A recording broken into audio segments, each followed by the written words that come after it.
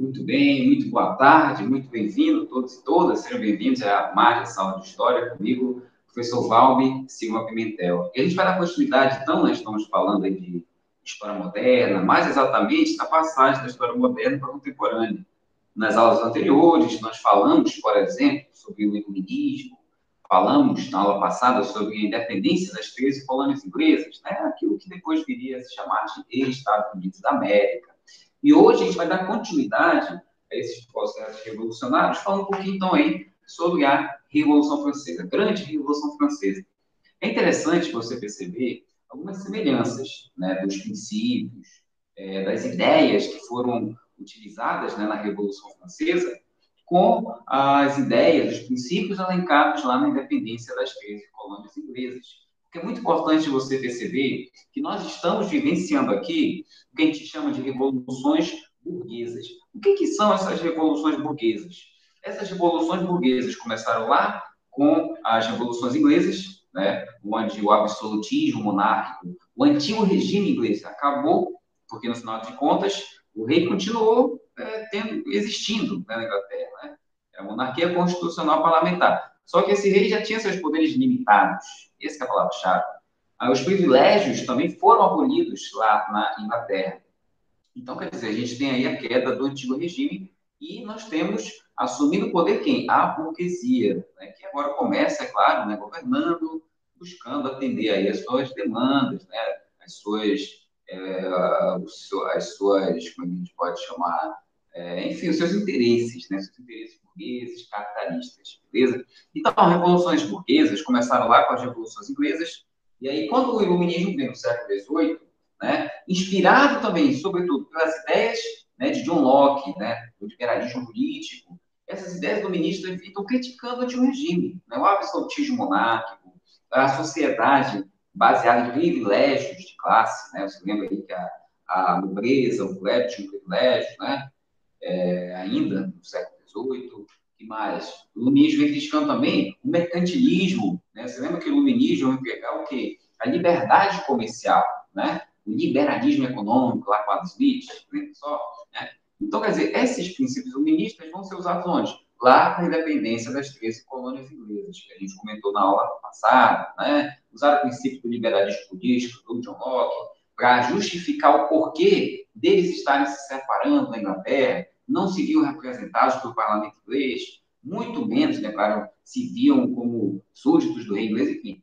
Usaram os princípios de John Locke, né, para se emancipar, e aí depois, é claro, na Constituição dos Estados Unidos, usaram lá Montesquieu, partição de poderes, usaram mais que mais. O próprio John Locke, evidentemente, né, através da ideia da República Presidencialista, em que os governantes são trocados de tempos em tempos, sendo que esses representantes devem ser necessariamente, devem necessariamente defender, né, os direitos naturais dos cidadãos, é isso aí.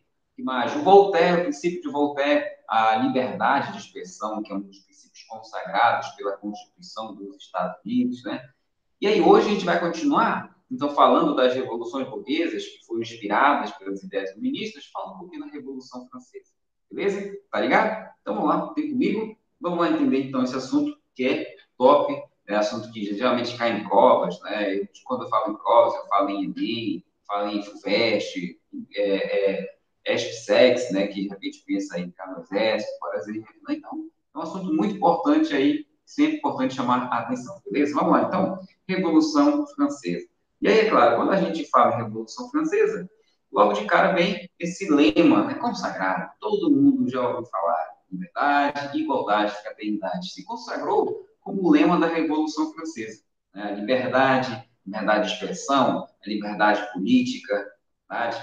A igualdade, é importante sempre destacar que igualdade era essa? Igualdade civil, igualdade perante a lei. Na Revolução Francesa, a gente vai ver, né, que houve uma grande revolta contra os privilégios do clero e da nobreza. Ele diz que era agora a igualdade civil, todos iguais perante a lei. Beleza? Vamos lá? E aí, fraternidade, né? Elencando aí, né, uma terceira palavra dessa célebre frase, desse célebre lema da Revolução Francesa, a fraternidade. Então, os indivíduos, agora embalados por essa liberdade, né, de expressão, essa liberdade associativa, liberdade política, por essa igualdade civil, devem, então, agora confraternizar, como indivíduos, como cidadãos, como citoyens, né? Livres agora numa república, né? Que a gente vai ver aí, né, no assunto. Então, a Revolução Francesa significou o quê? Primeiro, a queda do antigo regime, obviamente. O grande inimigo aí dos revolucionários, do antigo regime. E lembra só, o antigo regime, professor?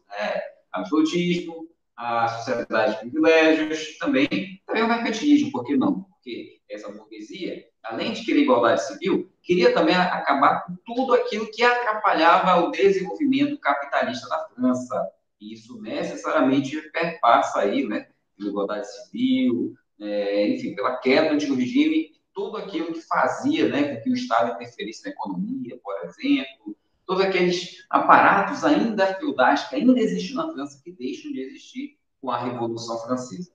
Também nós temos aqui elencando as transformações na sociedade ocidental.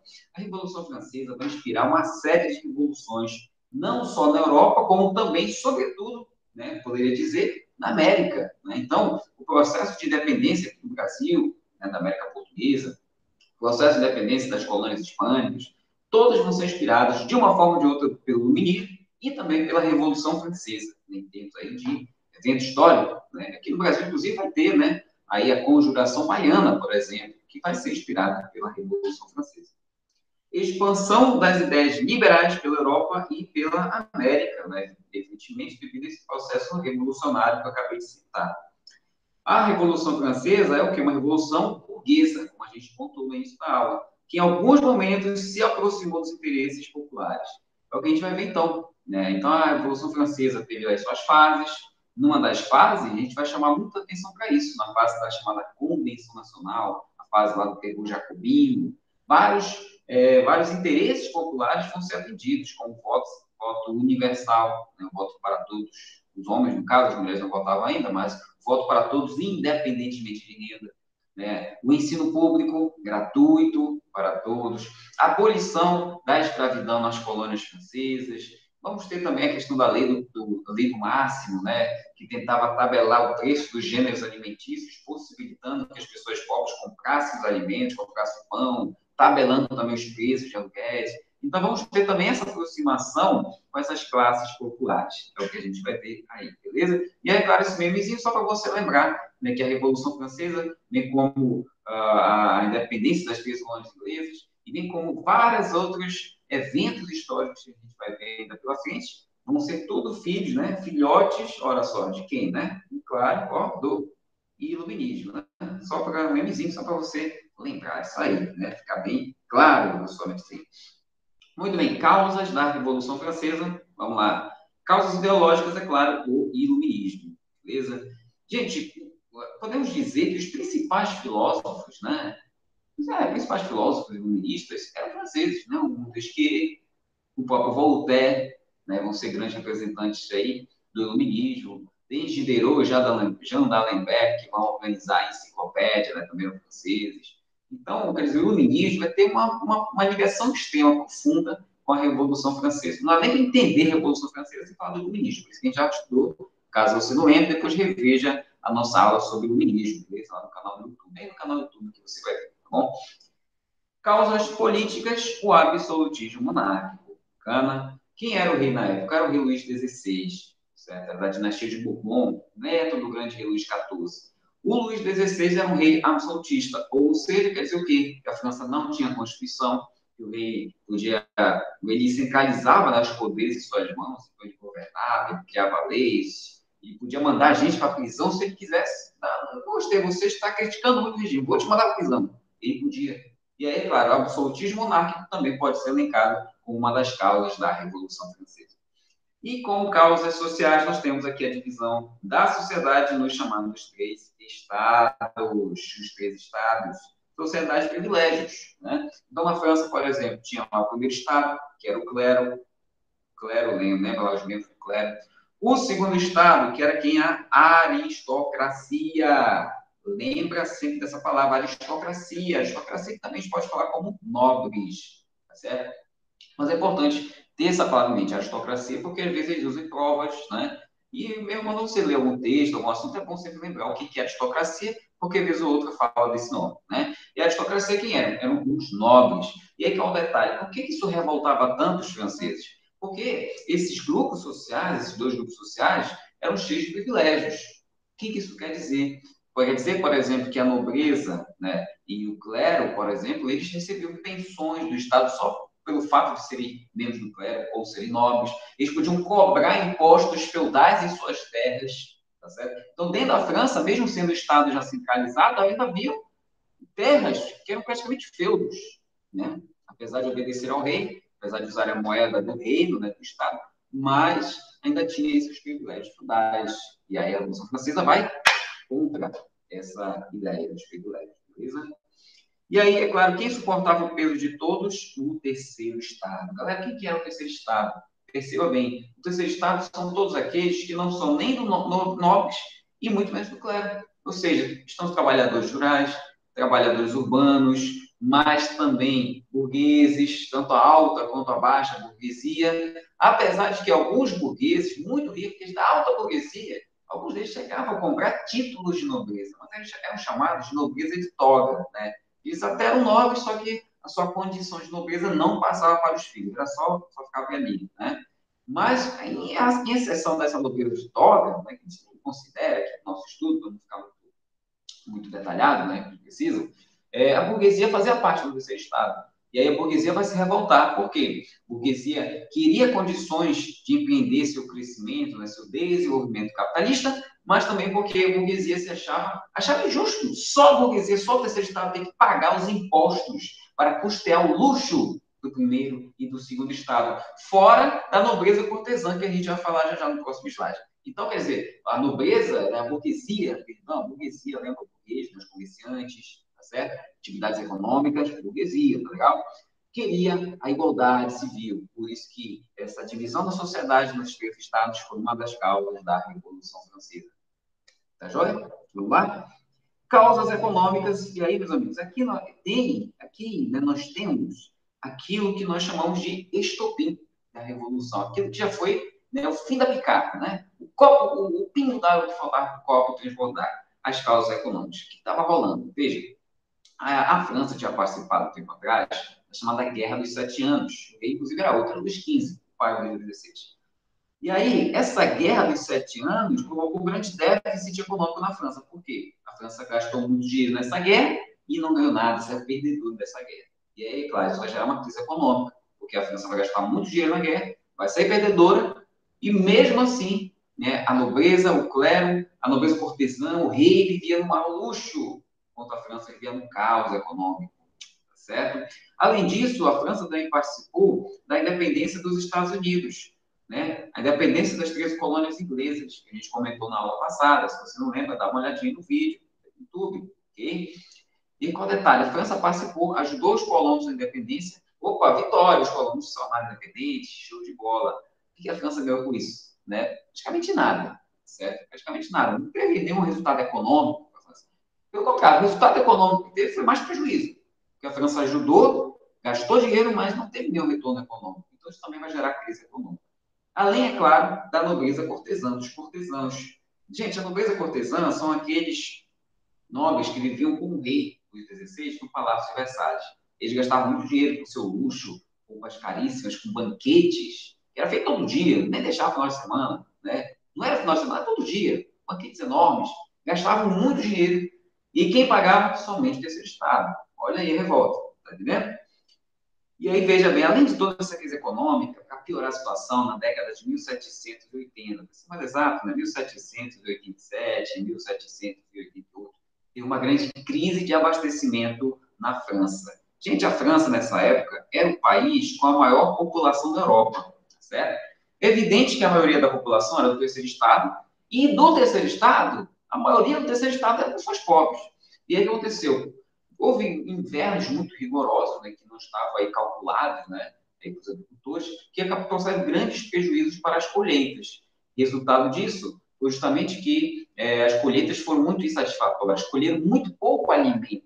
E aí, lembra da lei da oferta e da procura. Se tem pouco produto, no caso, pouco alimento, os preços decolam, disparam, vão lá nos altos. Então, isso vai gerar fome aqui na França. E isso também vai, claro, vai trazer mais revolta entre a população francesa, uma vez que a população estava morrendo de fome, porque o preço do alimento estava muito caro, e, por outro lado, a nobreza e cortesão, o rei viviam um luxo, enquanto seu povo estava à míngua, né? E aí costuma-se dizer, inclusive, que um dos produtos que aumentou o preço foi o pão, né? O francês costumava comer cerca de 1 quilo de pão por dia, você tem uma ideia, porque o pão era alimento básico da população mais pobre, principalmente, né?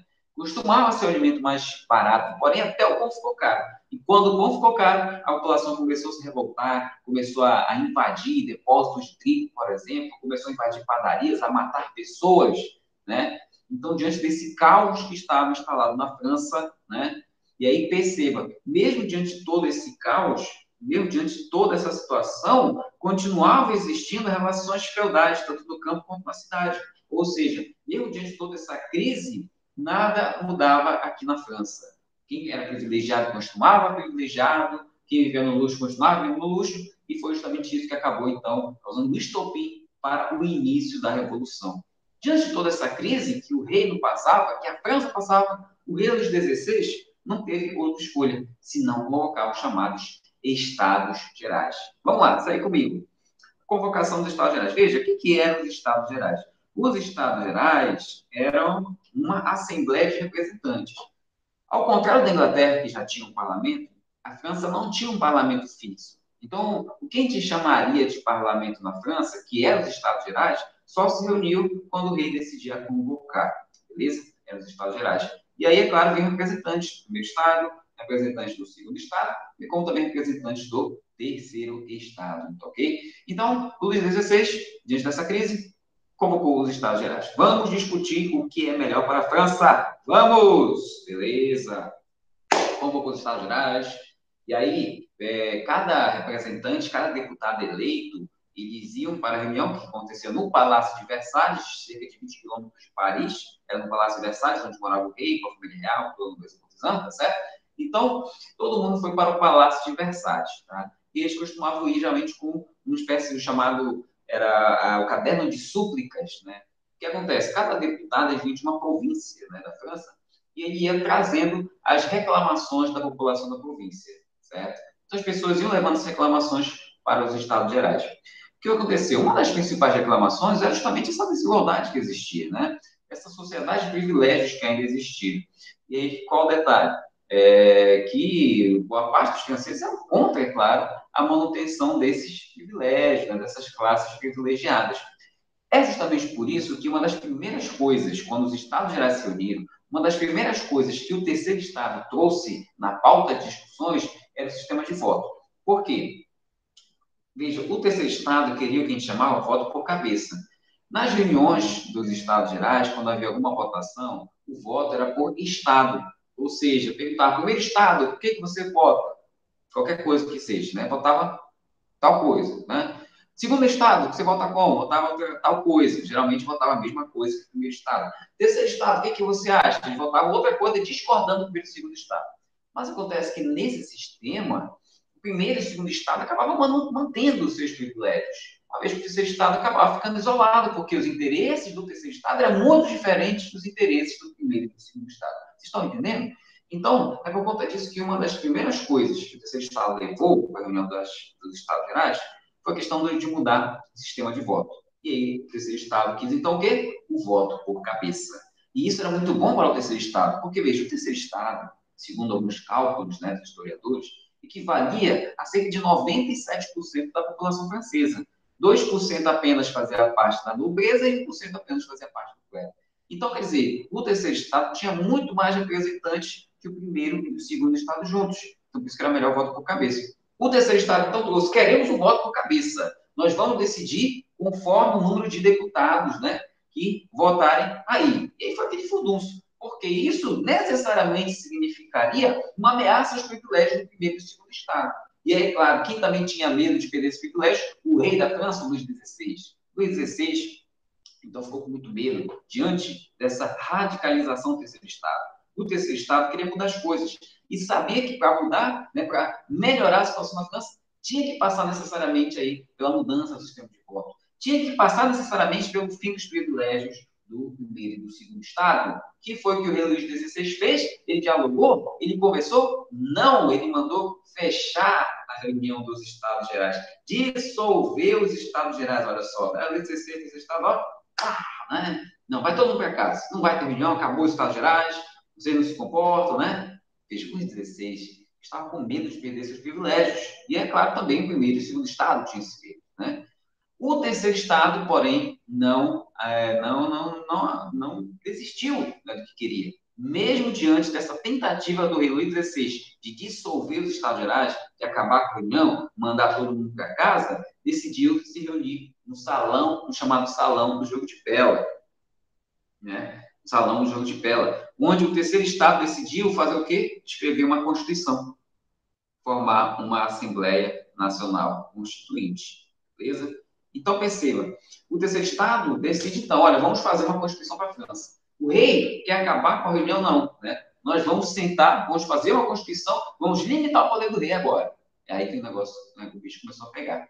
Diante de toda essa situação, deixa eu só botar aqui o dólar, além de toda essa situação, o que acontece? O Luís XVI tinha seus ministros, tá certo? E esses ministros, muitos deles, queriam reformas fiscais também. Os próprios ministros, que eram chamados por Luís XVI para tentar resolver o problema da França, chegavam para o Luís XVI e falavam: olha, Luís XVI, a gente tem que acabar com os privilégios. A gente tem que cobrar impostos de todo mundo, não só do terceiro Estado. A gente tem que acabar com os privilégios do primeiro e segundo Estado, com toda essa gastança também da corte, para a gente poder resolver a crise fiscal, a crise econômica da França. Diante disso que o Luís XVI demitiu esses ministros, né? Uma vez que esses ministros, de uma forma ou de outra, acabavam ameaçando, né, os privilégios, né, do rei, do primeiro e do segundo Estado, e um desses ministros foi o Jacques Necker, né? Aqui na historiografia, né, Jacques Necker era um desses ministros, inclusive o terceiro Estado era muito simpático, né, Jacques Necker era também um economista, né, estudava muito o luminismo, a gente pode dizer mesmo que era um grande estudioso do luminismo. Jacques Necker também era contra esse privilégio, que foi o que ele fez, demitiu Jacques Necker. Então, quer dizer, diante de tudo isso, perceba, a população em Paris estava acompanhando as notícias. Quando soube que o rei tentou acabar com os Estados Gerais, para não acabar com os privilégios, e soube que o rei também mandou demitir esses ministros, inclusive Jacques Necker, que era muito popular entre a população francesa, né, de Paris, ficou, então, né, com muita revolta. Ficou revoltada. Não podemos deixar essas coisas acontecerem. Temos que fazer alguma coisa para acabar com toda essa desigualdade, para acabar com esses privilégios, temos que fazer alguma coisa para melhorar, né, nossa situação de vida, enfim, temos que fazer algo. Foi o que a população fez. Criou a Guarda Nacional, né, ou seja, a população em Paris decidiu invadir os depósitos de armamentos, né, lá do exército francês, né, das forças francesas, saqueou o armamento, vamos nos armar, vamos à luta, né, para acabar com esses privilégios. E aí acontece, eles saquearam esses armamentos, porém precisavam da munição. Onde é que estava a munição? Na chamada Fortaleza da Bastilha. E aí o que acontece? 14 de julho de 1789, a chamada Tomada da Bastilha. A população em fúria entrou na Fortaleza da Bastilha, saqueou o depósito de munição, matou os soldados e derrubou com as próprias mãos a Fortaleza da Bastilha. Olha só que fantástico, né? Fortaleza da Bastilha é um grande símbolo do antigo regime, porque lá, além de servir depósito de munição, né, de armamentos, também é um lugar, uma prisão, né? Então, para lá iam os presos políticos, todos aqueles que criticavam o antigo regime. Por exemplo, o Voltaire, lembra que a gente falou do Voltaire na aula sobre o iluminismo, defendia a liberdade de expressão? O Voltaire, às vezes, também chegou a ser preso umas 2 ou 3 vezes na Bastilha, só para você ter uma ideia, né? No momento, quando ela foi invadida, né, pela população parisiense, só tinha 7 pessoas presas, né? Nenhum era exatamente um crítico do regime. Mas, mesmo assim, a Bastilha era um símbolo. E a importância de derrubar, de destruir os símbolos, né? Quando a população invadiu, matou os guardas, depois tirou, a Bastilha era feita de pedra, né? Aqui na Fortaleza São José, por exemplo. E eles tiraram, arrancaram, né, tijolos um a um, as pedras, tudo. A Fortaleza da Bastilha desmoronou, foi destruída, literalmente, pela população em fúria. A população queria o que? Acabar com o antigo regime. E se a Bastilha era um símbolo do antigo regime, é necessário também acabar com a Bastilha. Olha só que fantástico, né? Então, aí está o que a gente chama de marco de início da Revolução Francesa, beleza? Tomada da Bastilha, e aí no campo estava rolando ali o quê? O grande medo. A população camponesa ainda estava com fome, a crise econômica ainda estava acontecendo. foi que a população camponesa começou a fazer? Começou a invadir estoques, né, armazéns de grãos, porque a população estava passando fome. E onde estava todo esse estoque de grãos? Nas casas, né, nas propriedades da nobreza. Então, muitos nobres foram assassinados, né, por esses camponeses que invadiam os campos aí atrás de comida. Isso foi chamado Grande Medo, que vai, inclusive, provocar fuga de muitos nobres, famílias de nobres, para fora da França. E para onde que eles vão? Para o Brasil? Não, né? Eles vão para a Áustria e para a Prússia, onde depois, mais um pouquinho à frente, eles vão começar a organizar a invasão da França e o perigo, né, iminente da Revolução. Beleza? Vamos lá, então. Então, o negócio estava pegando. Assim, esses aqui são chamados sanculotes. Os sanculotes, vamos já falar muito deles, né? Os sanculotes eram pessoas, geralmente da pequena burguesia, eram trabalhadores, e eles participaram em muitos momentos da Revolução Francesa, né? Exigindo a radicalização da Revolução, exigindo também algumas pautas, né, populares. Os sans-culottes vão ser muito importantes também nesse processo. Eles é chamado de sem-culottes, porque os culottes são aquelas calças que os aristocratas usavam. Pode ver aí nessas pinturas, realmente, de nobres, né, de reis. Esses reis usam parece uma meia calça branca, né, colada na perna. Os sem-culottes não usavam essa meia calça, né? Usavam calças mais folgadas, por isso são chamados sem-culottes, ok? Usavam essas calças folgadas, né? E outra coisa também que eles usavam muito era o barrete frígio, que era esse gorro vermelho com os símbolos de Paris, que é o branco, o vermelho e o azul, que depois virou a bandeira da França, ok? Vamos lá, então. Etapas da Revolução. Então, a Revolução começou oficialmente, beleza? Primeira etapa, podemos chamar de Assembleia Nacional Constituinte, de 1789 até 1791. Basicamente, essa Assembleia Nacional Constituinte então, se reuniu nesse período aqui para fazer o quê? Uma Constituição para a França. Joia? Porém, além de uma Constituição para a França, a Assembleia Constituinte também fez vários outros documentos que são importantíssimos para nós. Vamos lá falar deles, então. Bom, primeiro ponto, vamos ter fortalecimento da Assembleia Nacional Constituinte, inclusive com a adesão de outros estados, dos outros estados.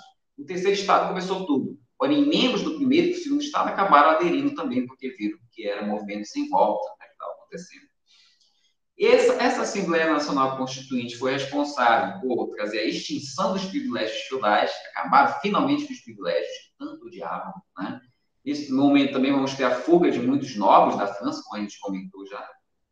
Em 1789, a Assembleia Constituinte vai redigir a Declaração dos Direitos do Homem e do Cidadão.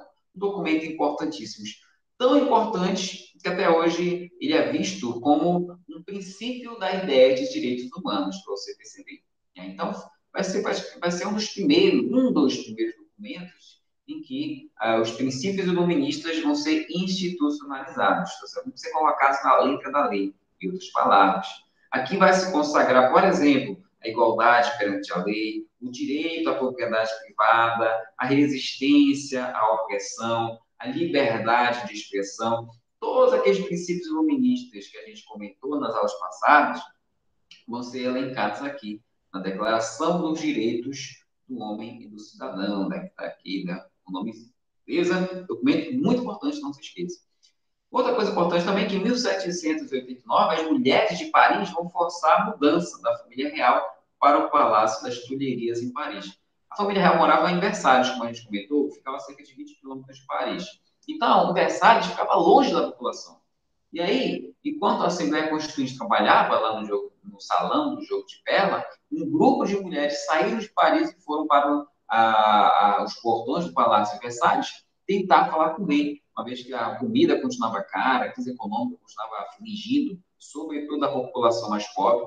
E é interessante que essas mulheres foram para Versalhes e elas foram atraindo cada vez mais pessoas. Mais mulheres foram chegando outros dias, outros homens também, até que no momento eles conseguiram forçar o portão e invadir o Palácio de Versalhes. Então é lembrado desse momento como o momento em que as mulheres de Paris foram as grandes heroínas, forçando a mudança da família real de Versalhes para Paris, onde a família real começou a morar. Então, e é claro, a Assembleia Constituinte passou a se reunir em Paris agora, onde está a população, e não mais o Palácio de Versalhes. Isso também foi bom porque, uma vez estando próximo da população, a população, sobretudo através dos sans-culottes, vão poder, então, pressionar a Assembleia Constituinte, depois a Convenção, como a gente vai falar, né, a fim de mudanças. E aí, por isso que é bom, né, de fato, os políticos estarem próximos da população, porque assim a população pressiona mais, né? A população pressiona mais. E aí, muito bem, aqui as mulheres, né, indo para Versalhes. Em 1790, vamos ter a criação da Constituição Civil do Clero, transformando o clero em funcionários públicos. Perceba que aqui a gente não tem ainda a ideia do Estado Laico. O Estado Laico vai surgir só com Napoleão, um pouco mais à frente. Então, o clero torna-se funcionário do Estado, né? O clero que não aderia, aderia, né, à Constituição Civil, era chamado clero refratário e acabava sendo submetido, né, a algumas sanções. E é assim, a subordinação do clero ao Estado, que é isso aqui. Né? Beleza, show de bola. E aí, finalmente, em 1791, a Assembleia entregou a Constituição da França, a primeira Constituição, e é isso que inaugura a segunda fase da Revolução Francesa, também chamada de monarquia constitucional. Show de bola? Monarquia constitucional, que foi aí de 1791 até 1792. Vamos lá, o que rolou aqui? Primeiro, 1791, primeira Constituição da França. Show de bola. Essa primeira Constituição vai consagrar, né, o princípio da monarquia constitucional, ou seja, o rei continua sendo rei, mas ele tem agora seus poderes limitados. Olha só que maravilha, que show de bola, né? O rei agora só pode exercer o poder executivo, o legislativo fica agora para a Assembleia Nacional, o judiciário agora fica, né, para os juízes, o rei já não vai mais ter tantos poderes em suas mãos. Acabou com o absolutismo monárquico, né? Tripartição de poderes, que a gente acabou de elencar aqui, e consagrou também o princípio do sufrágio censitário. Então, quem tinha renda podia votar para escolher os seus representantes. Beleza? Muito bem. E aí, o que acontece? Nesse momento, além da Constituição, também é importante falarmos sobre a tentativa de fuga da família real francesa. Eles vão tentar fugir, né? O rei ele vai assinar, ele vai concordar com a primeira Constituição, não porque ele queria, mas porque ele estava sendo pressionado. Ele queria mesmo estar no pé. Eles tentaram fugir para a Áustria, que era a terra da Maria Antonieta, que era a rainha da França, né? Tentaram fugir, porém acabaram sendo reconhecidos numa cidade fronteiriça chamada Varennes, né? Em Varennes eles foram reconhecidos e foram capturados e voltaram, escoltados para Paris, onde agora eles continuavam sendo a família real, porém era a família real presa, né? Então, isso foi algo altamente desastroso, sobretudo para a figura, né, da família real, do Luís XVI, uma vez que a população ainda respeitava o Luís XVI, mas depois que soube que eles tentaram fugir para a Áustria, já não foi mais a mesma coisa, né? Além disso, em 1792, Áustria e Prússia declararam guerra à França. Lembra que era para lá que muitos nobres que fugiram da França foram. Eles começaram a organizar então exércitos para invadir a França e assim acabar com a Revolução. Diante disso, né, que se declarou a pátria em perigo, os sanculotes começaram a invadir prisões, começaram a matar mais nobres, mais membros do clero, começaram a exigir mudanças mais radicais para a França, uma vez que a França agora estava sendo invadida. Era necessário fazer alguma coisa para salvar a pátria, para salvar a França e, sobretudo, para salvar a Revolução. E diante de todo esse caos instalado, desse grande medo, da pressão dos sanculotes, que a monarquia vai cair. E em 1792, a monarquia na França deixa de existir para dar espaço agora para a república. E aqui chegamos à terceira fase da nossa revolução, né, que é a fase da Convenção Nacional, beleza? O rei agora oficialmente preso e a república é proclamada na França.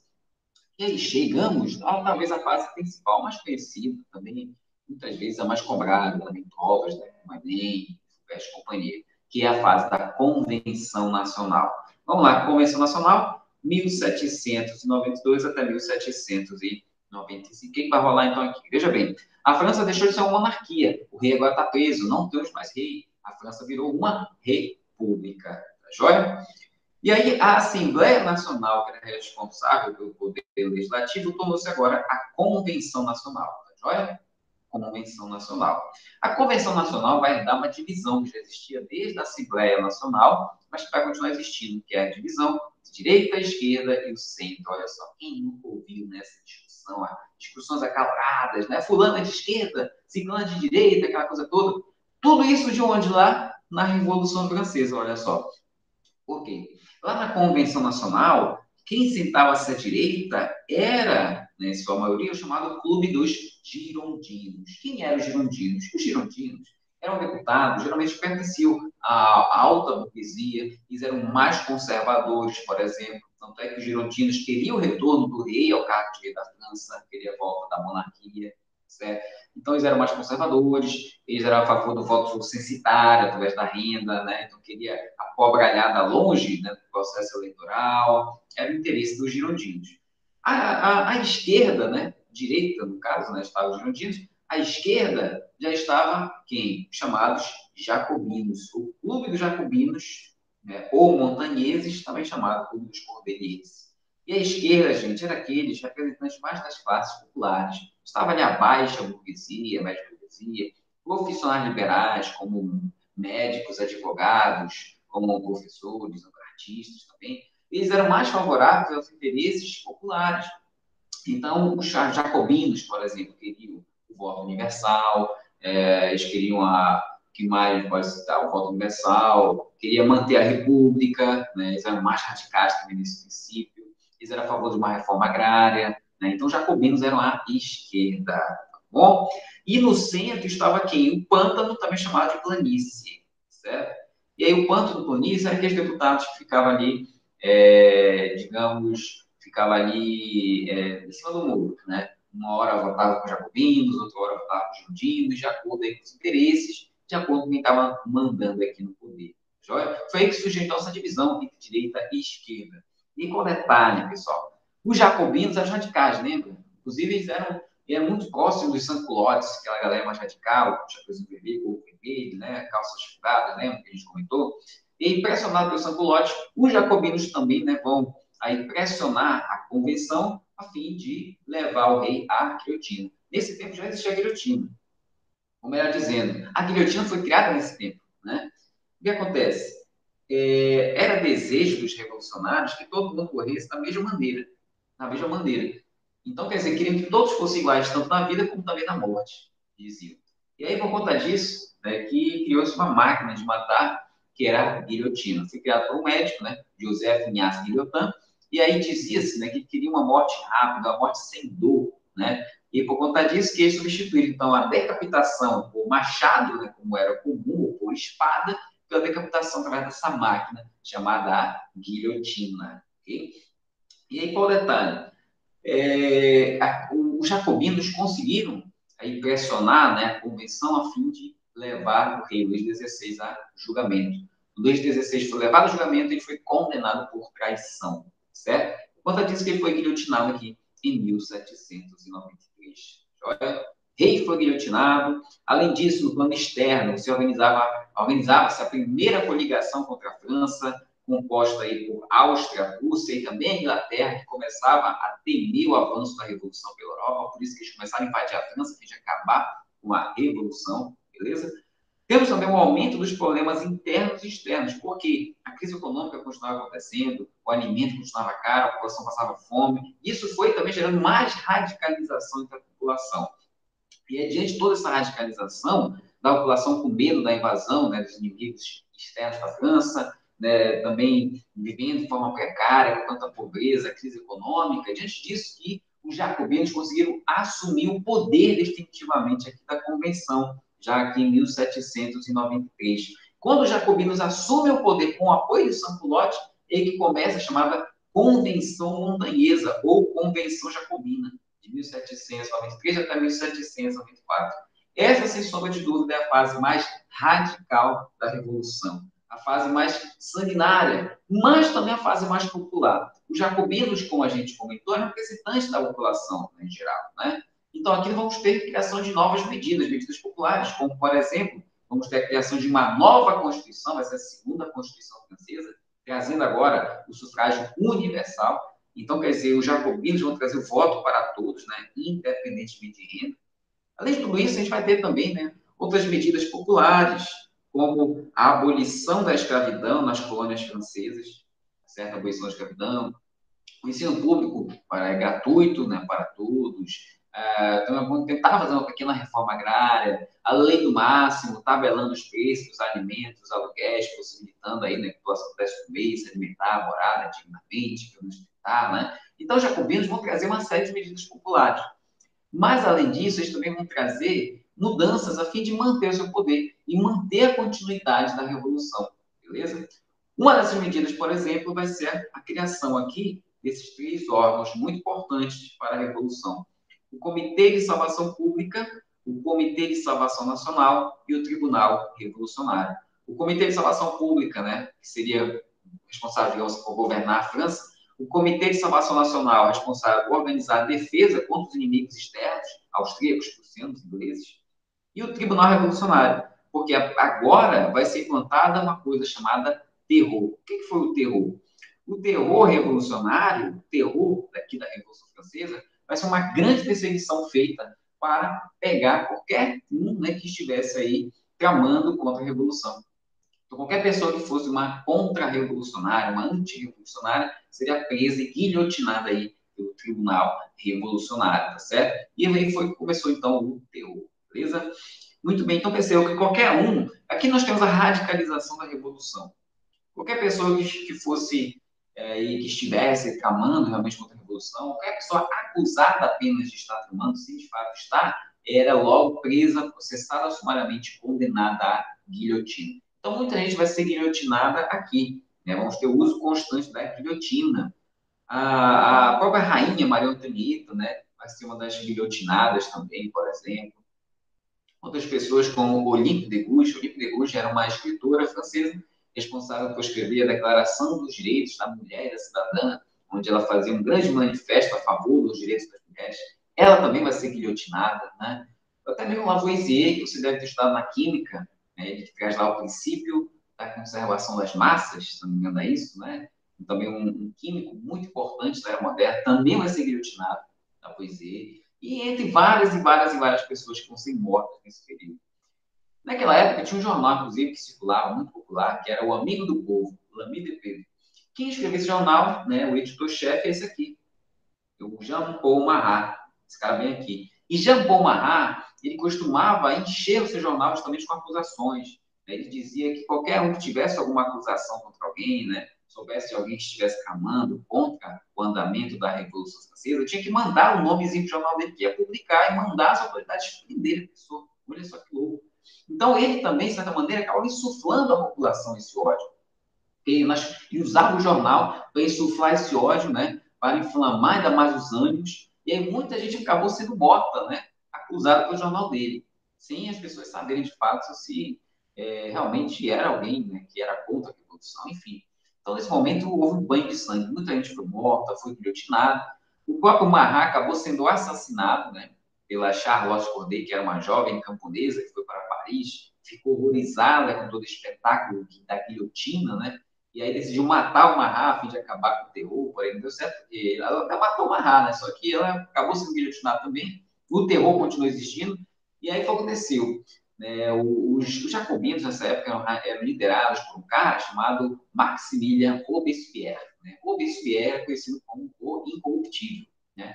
Ele liderava o processo revolucionário, mas também ele ficou assim um pouco, vamos dizer, ele via conspirações por todos os lados, né? Então ele achava que todo mundo estava de olho nele, queria tirar do poder. Então por isso também que o Maximilien Robespierre acabou também sendo responsável por essa radicalização demasiada da revolução, vez que ele mandou muita gente para a guilhotina.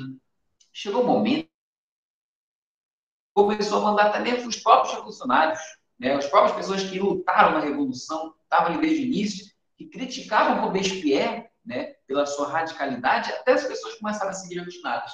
Isso é muito ruim. Por quê? Devido a essa repressão exagerada, né, pela intensificação das perseguições, como a gente comentou, que levou à morte até mesmo os próprios revolucionários, os próprios líderes jacobinos, né, como Ribet, Danton, Camille Desmoulins e vários outros, né?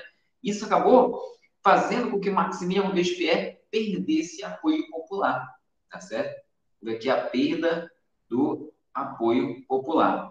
E aí, diante dessa perda de apoio popular, e aí, adiante dessa perda de apoio popular, que o Maximilien Robespierre acabou sofrendo um golpe, né? A chamada reação termidoriana. O que é essa? O que foi essa reação termidoriana? Veja, outra medida também dos jacobinos, além de todas aquelas medidas populares, também foi a mudança do calendário. Né? O calendário foi modificado na França né? Então, os meses passaram a ter outros nomes, ao invés de ser janeiro, fevereiro, março, abril, etc., tinha um mês termidor, um mês brumário, um mês pluvioso, né? Porque eles queriam acabar com toda e qualquer influência cristã na França, tá certo? Então, só vou explicar por que tem esse nome, legal? Então, o Robespierre acabou perdendo apoio, os próprios sans-culottes, que já não estavam mais sendo favoráveis à manutenção de Robespierre no poder, e diante dessa perda de apoio popular, Robespierre sofreu um golpe, que foi chamado golpe, né, do 9 termidor, ou a reação termidoriana.